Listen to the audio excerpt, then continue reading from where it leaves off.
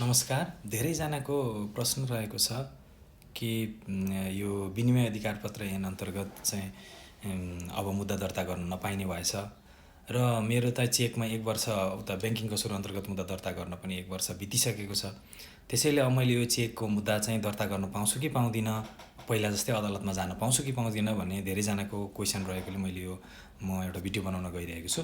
त्यसमा चाहिँ के छ भन्दाखेरि पहिला विनिमय अधिकार पत्र ऐनमा चाहिँ चेकको कुरा कल्पना गरेको थियो र चेक बााउन्स हुन्छ भन्ने कुरा पनि कल्पना गरेको थियो र चेकमा अपर्याप्त रकम भएको चेक कसैले काट्यो भने त्यो चाहिँ कारबाही हुन्छ त्यसमा भन्ने कुरा पनि कल्पना गरेको थियो। अहिले त्यही कल्पना चाहिँ विनिमय अधिकार पत्र ऐनको 107 खारेज गरिसकेपछि त्यहाँ छैन। अहिले त्यो कल्पना कहाँ गरियो त भन्दाखेरि ब्याङ्किङ कसुर तथा सजाय ऐनमा चाहिँ त्यही कल्पना गरेर चेकको कारबाही चाहिँ ब्याङ्किङ कसुर अन्तर्गत हुन्छ र 1 वर्षभित्रमा जाहेरी दिइसक्नुपर्छ भन्ने कुरा उल्लेख गरिएको छ।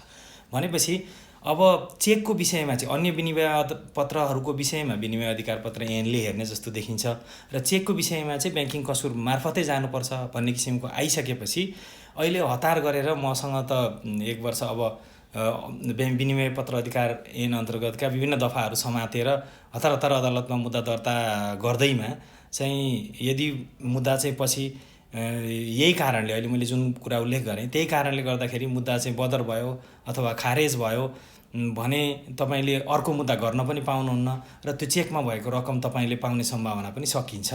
त्यही कारणले गर्दाखेरि यो विषयमा अलिक क्लियर नहुन्जेलसम्म अलिक कुराहरू नआउन्जेलसम्म अथवा यसलाई संशोधन नहुन्जेलसम्म अब मर्कामा त परेको छ, जस्तो 1 वर्ष कटिसकेको 5 वर्ष नकटेको चेक जोसँग छ उहाँहरू त मर्कामा पर्नुभएको छ।